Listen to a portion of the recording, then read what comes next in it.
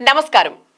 Intermediate complete అయిన తర్వాత ఏం చేయాలి అనే ప్రశ్న చాలా మందికి వస్తూ ఉంటుంది.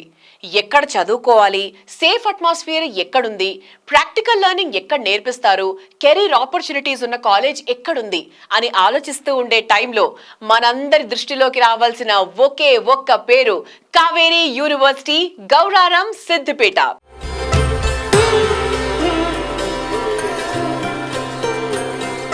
I had been to different universities. I checked the infrastructure and also I spoke to different faculties. Same way I had been to Kaveri University. When I saw the infrastructure, it was very good, and also spoke to different professors. So then I got some confidence. Kaveri seeds company Bhaskar Rao sir గారు company ఎలా successful చేశారో అలాగే కావేరీ యూనివర్సిటీని కూడా చాలా successful చేస్తారని నమ్మకంతో మా పాపని అందులో జాయిన్ చేశాము.